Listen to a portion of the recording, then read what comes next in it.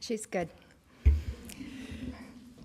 Thank you. I really appreciate this opportunity today to share part of my heart with you. Nakba, catastrophe. Sumud, resistance. Hurriya, freedom. A few months ago, I had the honor to travel to Gaza as part of a medical delegation with 12 other healthcare professionals from the US and Canada. We spent 10 days in Gaza and 3 days in the West Bank and Jerusalem. I must tell you, I'm not here today to comfort you. That was my role in Gaza. Prophetic ministry is comforting the afflicted and afflicting the comfortable. In that vein, qissa, story, narrative. Everyone has their own story. What is your worst story? How might your narrative of that event be different from someone else involved? 1948 marks the founding of the State of Israel, and for Zionists, this is a story of celebration, for finally a people without a land settled a land without a people, as the saying goes. For Palestinians, it is their story of catastrophe, or Nakba. It is their personal horror story of when 750,000 Palestinians, Christian and Muslim, were expelled from their land and homes. Of those expelled, 470,000 of them were forced into refugee camps in Jordan, Lebanon, and other parts of Palestine, including the Gaza Strip. Many of these refugees and their descendants remain in these camps today. It is also a qissa of death. 530 Arab villages were erased from the land to make way for the creation of a new Jewish state. Many massacres happened in villages during this land siege, most notably the massacres in the Arab villages of Deir Yassin and Dawameh. In April 1948, the Arab village of Deir Yassin, which had a non-aggression pact with the Haganah, or Jewish paramilitary forces, is where the most infamous massacre occurred.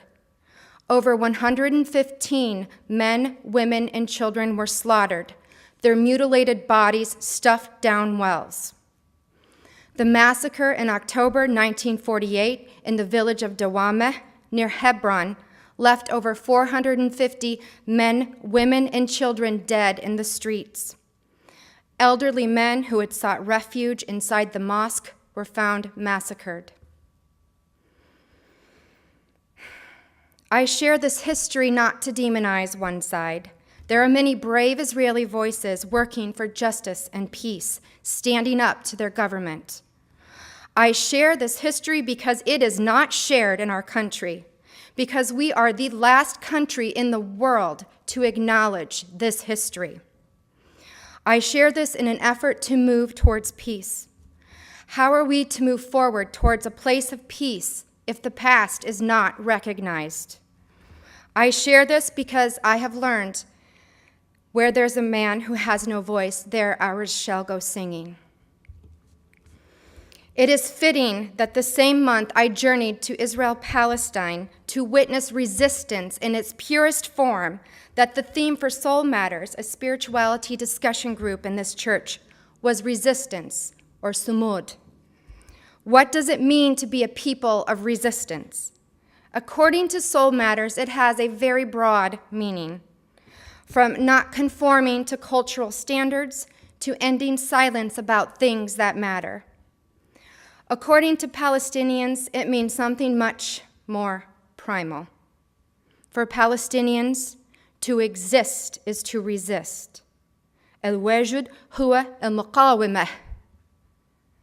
اليأس, hopelessness.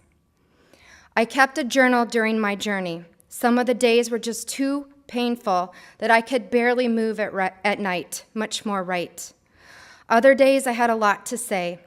I had a hard time allowing myself these feelings, as I kept negating my feelings, saying, I have no right to be this upset. I'm just bearing witness, not living this. I realize now I should have been kinder to myself. Perhaps I could have been more useful to my sisters and brothers in Gaza had I been kinder to myself. Now I will share parts of my journal and emails I sent to my family with you. Sunday, January 17th. My heart breaks every day here. It's crushing sometimes, the suffering and hopelessness. It's just incredible. Today, I spent my workday at Aisha Women's Empowerment Clinic. They serve the most marginalized and destitute of Gaza. Actually, they will serve anyone who walks through their door. But it only seems to be those who have it worst go there, perhaps because there may be a few more resources for those who have a little money.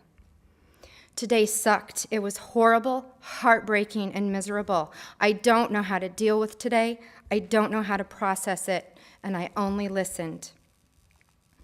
The stories these women told me made me physically ill.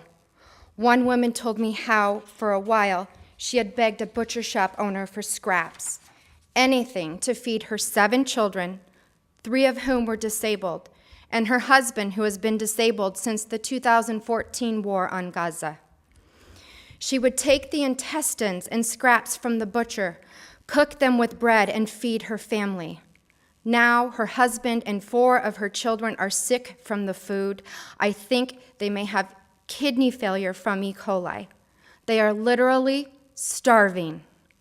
This beautiful woman pointed to her clothes and shoes, and between her sobs, she told me that everything she has right now, she got from Aisha Women's Empowerment Clinic. Another woman told me how she and her children had been living in a tent since 2014 when her husband was killed in the war. All of these women had their young children with me. The youngest was 2. In front of their children, they told me their stories.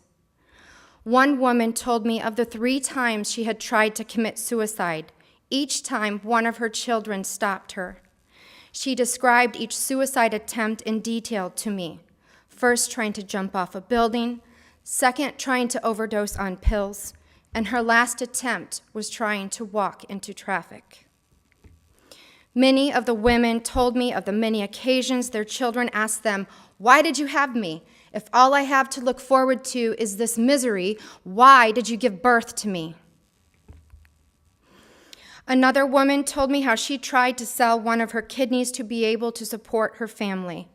When she told me this, 7 other women in the room chimed in that they had heard the same thing. They could sell a kidney too, but the option never materialized. If the buyer had been legit, they would have given a kidney in a heartbeat. Incredible. Another woman's question shook me. She asked, "In the U.S., you have rights for humans. Even animals have rights in the U.S. Why can't we have those rights? We are human." The organization served us juice and a packaged cookie while there. I gave mine to the children. There is no economy, no work, and no infrastructure here because of the siege. There is no freedom of movement. There has been almost no reconstruction since the 2014 war, as building materials are not allowed in. 96% of the water is unfit for human consumption, and most Gazans get only 4 hours of electricity per day, as the remaining power plant was destroyed in the last war as a form of collective punishment. These women and children have absolutely nothing but misery. The only hope they have is for an early death. The misery, poverty, and hopelessness were inescapable. I felt completely worthless. This reality is incredible. الوجود هو المقاومة. To exist is to resist. Monday, January 18th. Today, I visited a kindergarten, an orphanage, and a clinic that treats malnourished children, ages newborn to 5 years old, called Ard al-Insan. This clinic treats 50,000 malnourished children each year, and they reach only a fraction of those who need them. Then I went to Allah's house. She's my translator, and we have become fast friends. Allah lives in northern Gaza, in the neighborhood of Beit Lahia, which is very dangerous, as is the southern margin of Gaza, like Rafah, because they are the first areas to be bombed or invaded as they're on the border. Allah told me of the last war in 2014 when a missile landed in her backyard. I can see where it was. She told me of digging her 22-month-old baby out from under a pile of rubble in her crib, not knowing if she was dead or alive. Allah was 8 months pregnant at the time with Maria, her second baby. After they rescued baby Salma from the rubble, she recounted to me what it was like to run down the street, running from bombs, while 8 months pregnant with her husband and baby, thinking they would die at any moment. Incredible. But the people here are so kind and so happy to see an American, and if I were them, I don't know if I could be that kind. At the tops of the buildings, you will see that the top floors have been blown off, rebar sticking out still. Then the 1 or 2 floors below are damaged too. No windows, partially destroyed walls, etc. But it's clear people are still living in those units. Despite the sea of unknown depth, full of unmet needs and misery, there is still an infectious, persistent resilience and warmth in spite of everything. Today, I saw orphans with lifeless eyes. I touched them, stroked their hair, and spoke to them in my limited Arabic. A 7-year-old child in Gaza has lived through 3 wars. Today, I saw the most densely populated refugee camp in the world, Jabalia, with abject poverty, intensely crowded conditions, and half-exploded buildings crumbling after the latest assault. Let me tell you, you haven't seen a slum until you've been to a refugee camp. It is so very poor. But the people there are so kind and so happy to see an American here. Incredible. The contrast between yesterday and today for me could not have been greater. Yesterday I saw complete despair and hopelessness. I saw misery in its finest form, a monster devouring those it was near to. It was horrible, and I have my luxurious life to return to. I don't know how to return to that. Today, I saw hope and resilience to the worst circumstances. I saw joy and love, even laughter. I saw life carrying on as much as one can carry on under these circumstances. The simple act of cooking a meal is remarkable. On this day, I saw a collective middle finger thrown to the siege. الواجد هو المقاومة. To exist is to resist. Tuesday, January 19th. My heart broke again today. My days are full and very meaningful. And FYI, I have a greater chance of being hit by a car and killed here than being a victim of violence, unless it is during an Israeli offensive. And just so you know, Israel is not attacking right now, so I'm very, very safe. Is Dad reading these? Are you telling him about my trip? My dad was very, very worried. I'm fine and I am safe. Don't worry. How is everyone? How are my girls? I'm winding down now, 7 p.m. here. We went to Rafah and to 4 different centers. I saw where Rachel Corrie was killed. We had special permission to go to the Egyptian border.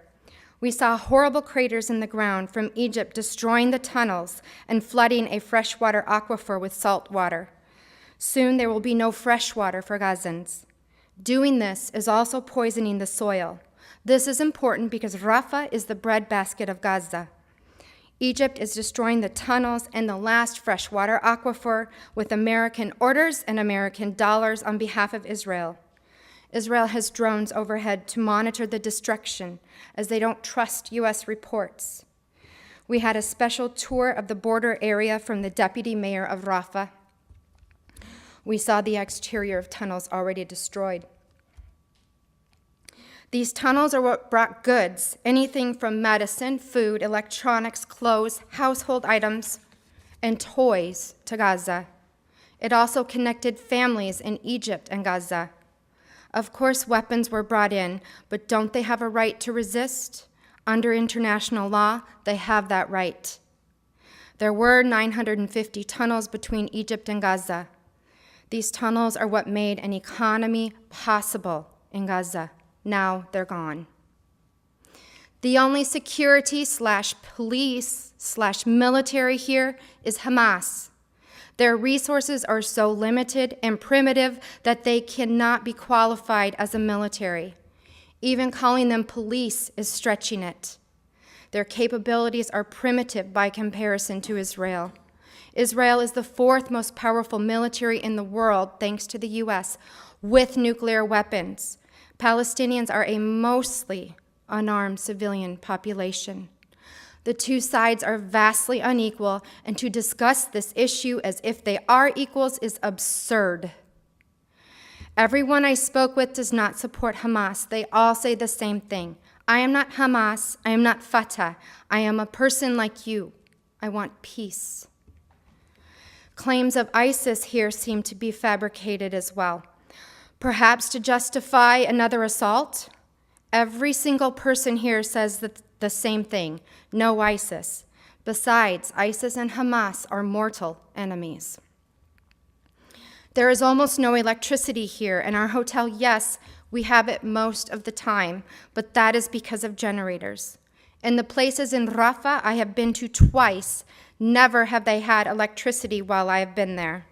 Every time I have been visiting a center, if there was electricity when I arrived, it has always gone out while I am still there. Israel controls 100% of the electricity and water to Gaza.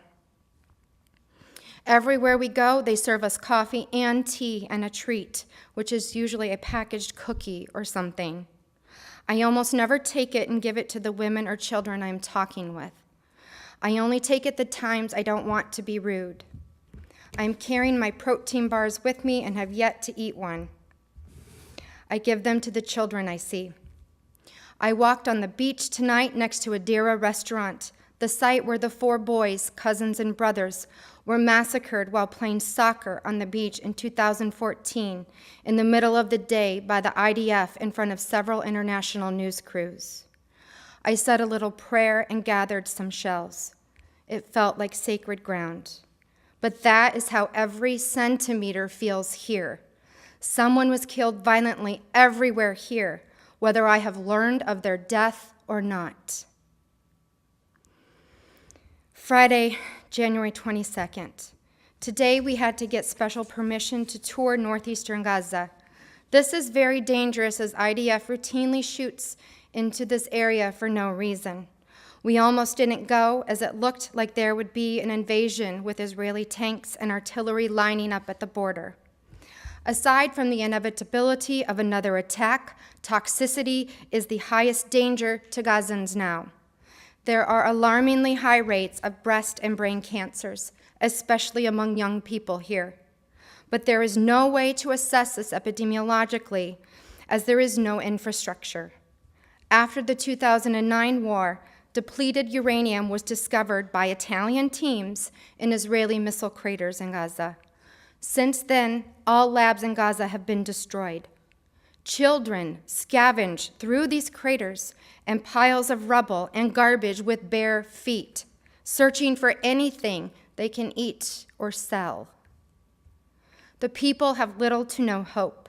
They are frank about their future. They are almost all malnourished. It is horrible. But they still find a way to live and try to be happy. Everywhere we go, we reinforce with them that we are amazed by their ability to cope and recognize their refusal to adapt.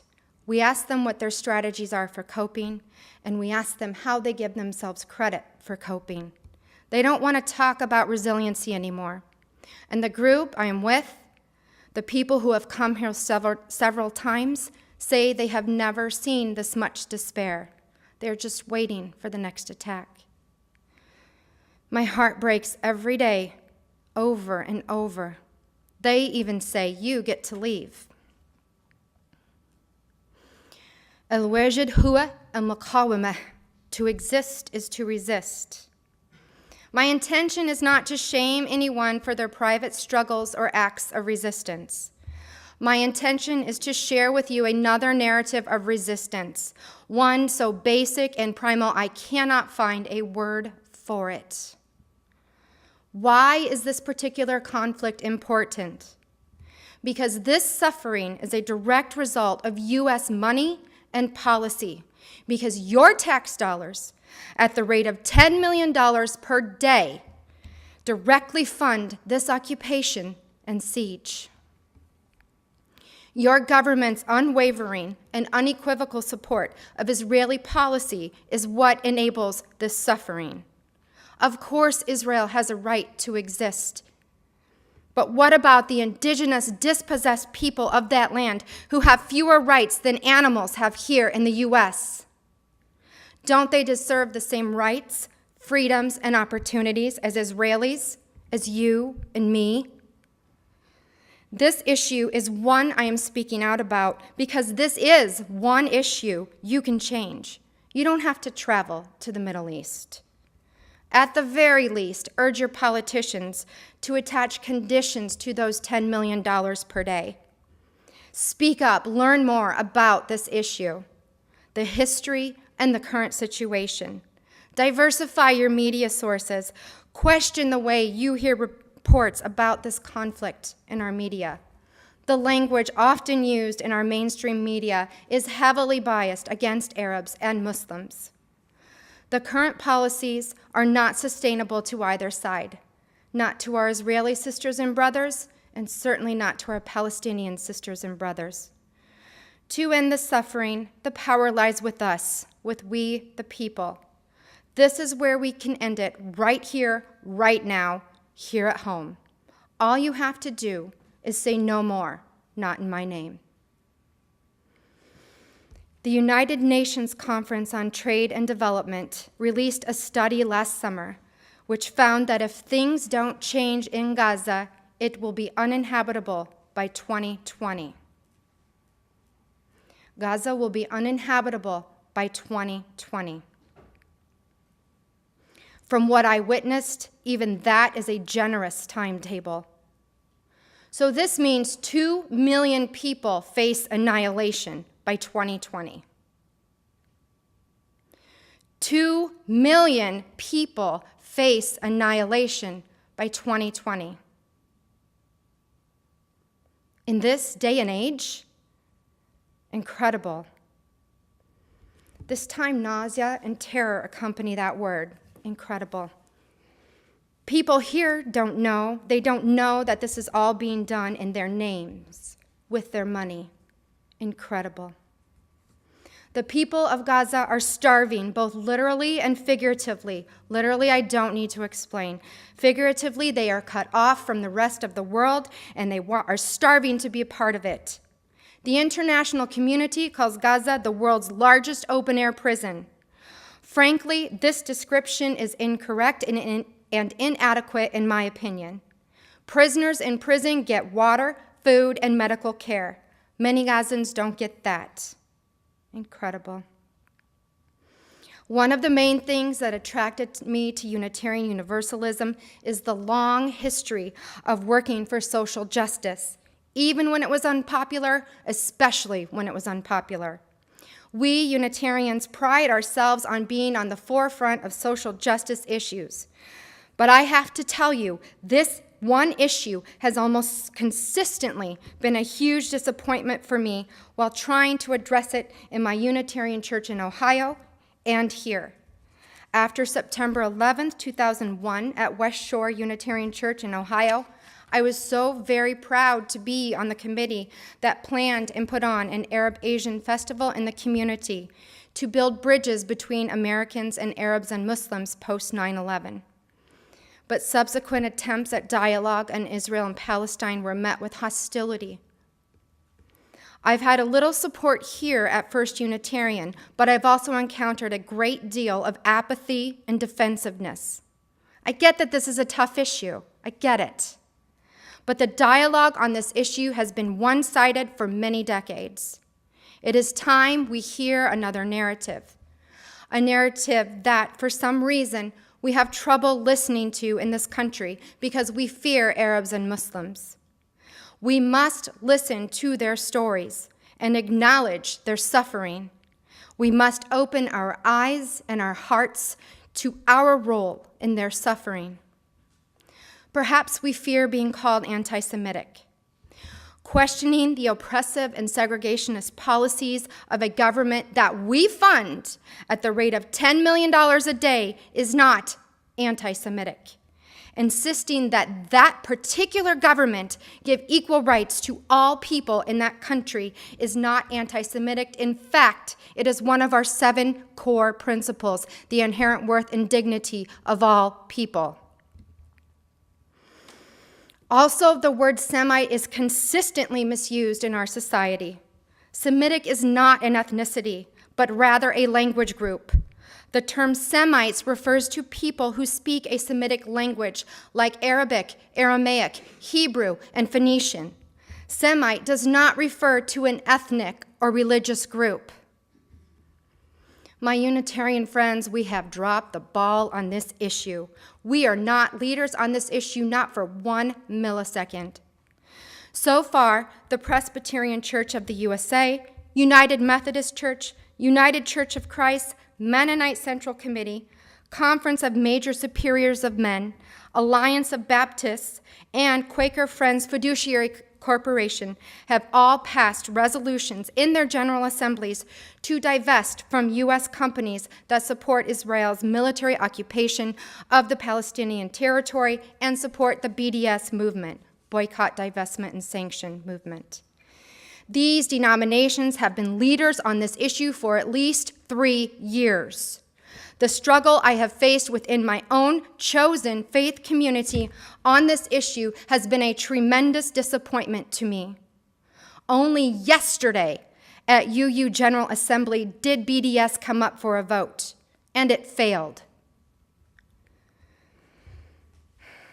My trip to Gaza changed me profoundly. The word incredible is stuck inside, outside, and throughout me. No matter how hard I try to shake it, I can't. This level of suffering and despair, incredible. This word haunts me. It rips my heart and soul to shreds. It takes me to a place where I feel things are so lost, broken, and forsaken that I fear there is no way out. It also puts those shards and pieces back together and warms me from the inside out. Incredible is the spirit, perseverance, and resourcefulness I experienced by the incredible people in Gaza working every day to just live. Incredible is the choice they must make every day to just live in spite of the horrific circumstances they must endure. Incredible is the light inside of me, lit by the people of Gaza, that keeps me pushing and working for change. It is also the out-of-control fire that keeps me trapped inside the burning room and is trying to burn me alive. Every spring at my daughter's elementary school, they celebrate Book Character Day by dressing up as their favorite book character. It's always one of the bright spots of the year. This year, I struggle. I struggle as I have every day since I returned from Gaza. I struggle letting myself feel joy and happiness in my luxurious life here. Tuesday, May 3rd. How do I reconcile Book Character Day with Gaza? How do I celebrate Book Character Day in spite of the reality I saw in Gaza? How do I find joy in one and still recognize the other?